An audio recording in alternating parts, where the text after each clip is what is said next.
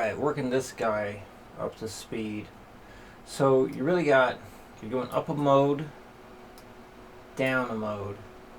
So you probably want to do some kind of hand shift when you start this next one. Remember, I think you did like your first, second, and then fourth finger here, which makes sense, except for all the other notes coming up next. So think about that. Like you want to shift your hand over so you're better prepared for the descending portion of this stuff. So what you could do to kind of ease into this whole thing, so if you can start at 175, that would be awesome. If you need to warm up to it, then go ahead and do that. But try and start at 175. So I recommend doing like mode to mode, or portion of the mode to portion of the mode. I guess, yeah, it is a full mode because we're going octave, or root to octave, and then octave down to root. So basically 2 bars to the first note of the next, and then 2 full bars. So then basically you do the ascending to the first note of the descending, and then you do the descending to the first note of the ascending, and then you can kind of add things in like that. So make sure you can do this. See if you can just start at 175 with that, and then add in, and then you can like kind of try this, or you can start just kind of adding in things like that. Make sure you can do that at the 175, and then you can add this in. So doing it always like this, and just doing the 2-bar approach plus the 1 note for everything, yeah, it's got to be time consuming. It's definitely going to make sure you can play every part, especially if you feel like you need a little bit more work with having the mode shapes memorized. You might want to just do this approach first anyway, and then start adding, piecing everything together. So use your judgment on how small the pieces need to be. If you're having a big struggle with trying like a lot of mode shapes at once, then it's probably just too many. So, obviously we'll see how things go after the week, and please take your time with it. You don't have to get this down in a week. If you do, awesome. If not a big deal. Same thing with number 2. So, because it's a lot. It is a lot, and we definitely have plenty more theory stuff to cover. So while you're working on getting these things up to speed, we can continue working on the more written work type stuff, the brain stuff. So we still got tons to cover in theory. We've barely even touched anything, really. We're not even close to halfway there as far as everything I can give you theory knowledge-wise. Anyway, let's demo this guy. I'm going to have the Guitar Pro play, and this way I can, have it all up on screen, or at least scroll down, so eventually I'll be seeing. So here we go, whole thing, 175. Hopefully I don't blow it.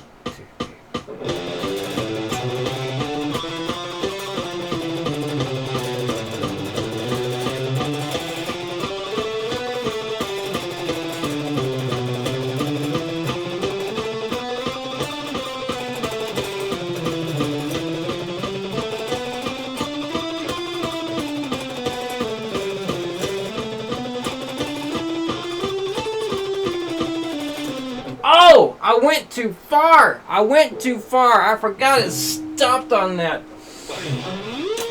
Hey!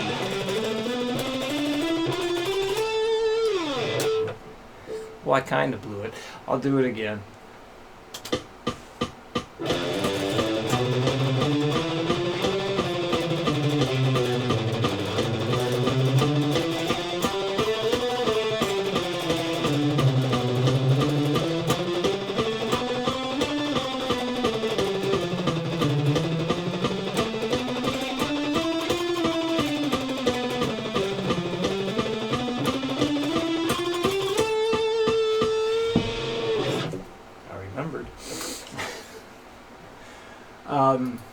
Okay, next one.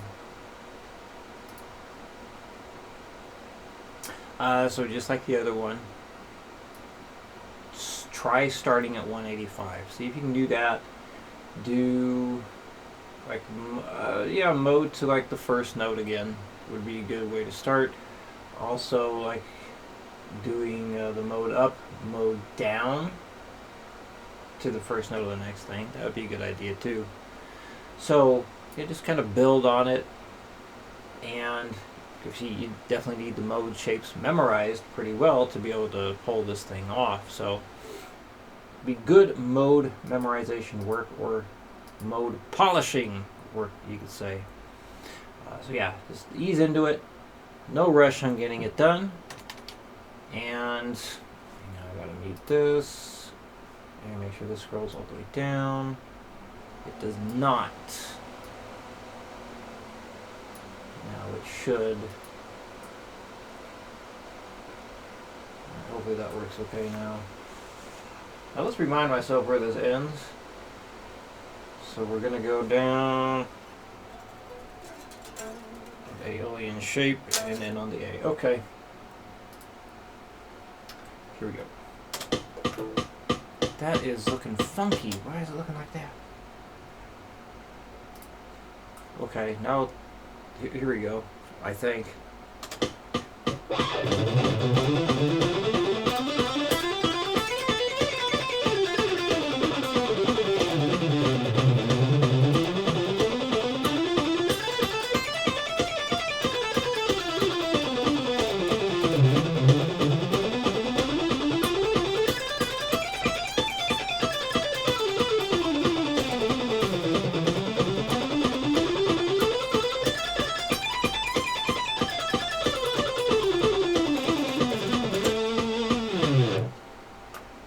Okay.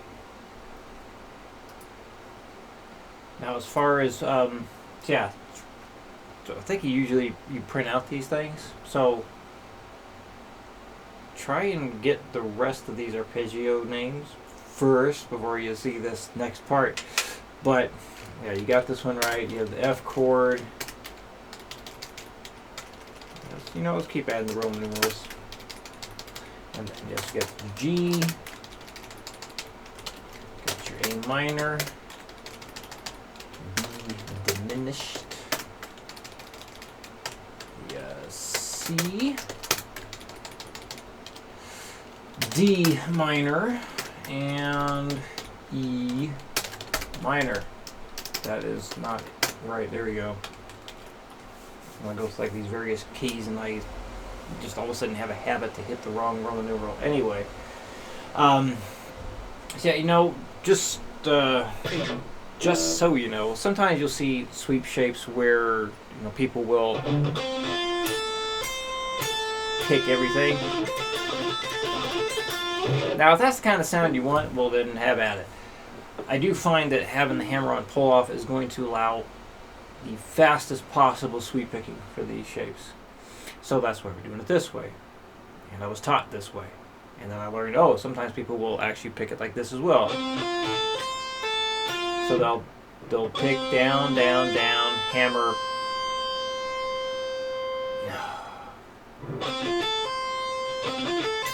That's right, I'm sorry. They'll go down, down, down, pick up, pull off, and then pick that note as well. But again, it's not going to be as fast as... Part of that's because of how the pick slant and stuff is going to be going.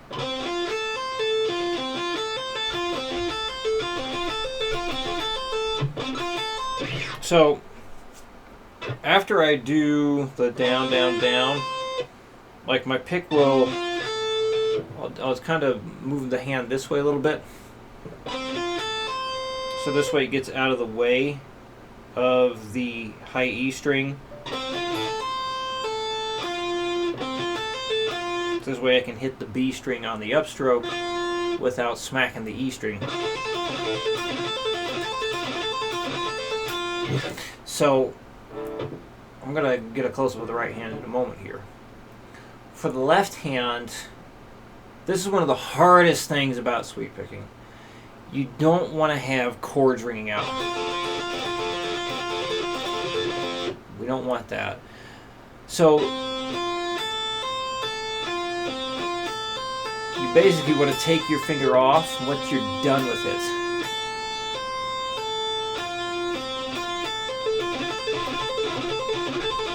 Now, some shapes, you know, bigger shapes, whatnot, you might notice a finger's lagging. You know, it's when you're doing it slow, just like when we were working on pull-offs and jumping every finger down at the same time, you can definitely do that at slower speeds. When you go like really fast,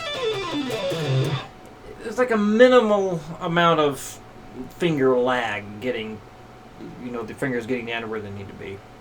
But because you train your hand to do what it needs to do at the slow speeds, that technique can carry over into faster. And, you know, when you're pulling off that quickly, your fingers are going to be down in time for that pull off anyway. So anyway, basically practice these taking your fingers off the note when you're not using it anymore, except for the index finger when it gets to the high E string, so this way you have the hammer-on pull-off done well. As far as practicing these things right now, what I want you to do metronome-wise is focus on the long ones, the numbers 1 and 2.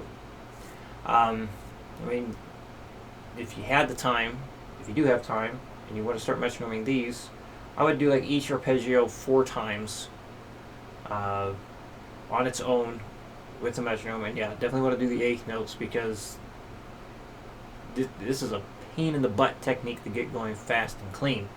So, just basically just 1 and 2 and 3 and 1 and 2 and 3 and 1 and 2 and 3 and 1 and 2 and 3 and hit that last note. I will tell you this, when I'm going really fast with this, and I'm going to resolve back to that 5th interval, I'll just finish with an upstroke. So let's say I repeat this 4 times. So 1, 2, 3, 4. I will just do an upstroke on that last note because I'm not going anywhere else. That was 3 times. Alright, so if you notice your hand does that, like if you're going to hit the 5th interval to resolve it, that's not a bad idea to do. Oh boy. Yeah, just hitting the last note of the 5th interval when you finalize it, that's not a bad thing. And it makes sense, because if you're not going anywhere else, then who cares? So, doing a slight palm mute, you'll want to do that too. It'll help get rid of excess noise as you're, you know, taking each finger off one at a time. Well, this isn't staying where I want it to stay. I'm kind of working now. Okay. So yeah, so you got the pick is tilted downward. And the butt of the pick tilted down, so this way the pick can glide across strings. If it was tilted up like this, I can't really see that. Hang on.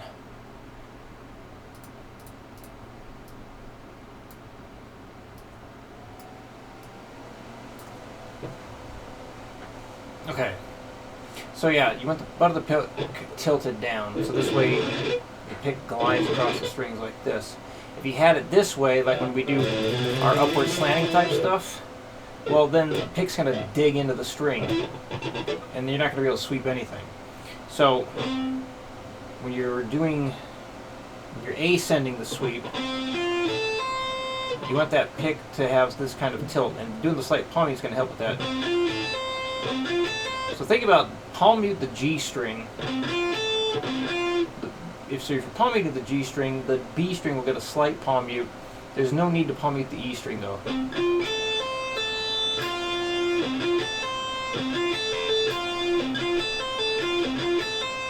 Now after you hit that E string, hammer on pull off, you gotta make sure you come out and away from the E string, so this way you hit your B string on the up, which is gonna put you in a good position to hit the G string on the downstroke.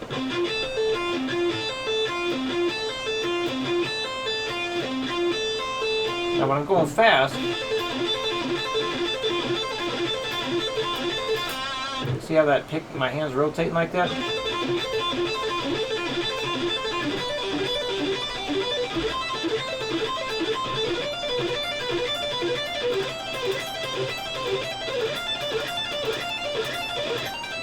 Wrong chord.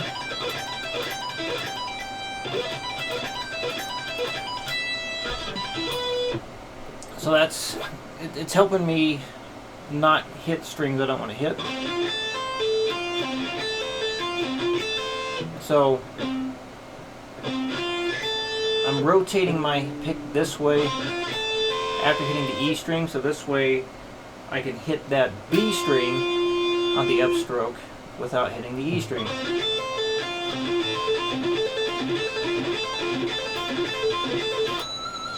Now I say all this mainly to let you know what my hand is doing. When I learned how to sweep pick, nobody told me to do all that stuff. It was just a thing that I just ended up doing. But that's what's happening. So sometimes knowing what's happening... Oh goodness, hang on, sorry. Boom, okay. Trying to get back to where it was. Anyway, yeah, trying to force your hand to do all that weird extra stuff can be kind of a pain in the butt sometimes. So the main thing, as I always say, when it comes to, you know, working something up, just make it sound good. If eventually you're getting faster and you notice something's just not working out, well then you can start evaluating, like, are you slanting the pick correctly? Are you rotating your arm, your wrist, whatever, at the right time?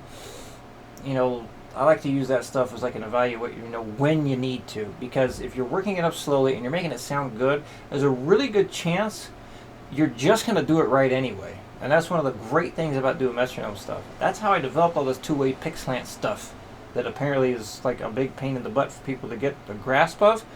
It's because I metronome the hell out of everything for so many hours, over so many years. And that's what you're doing.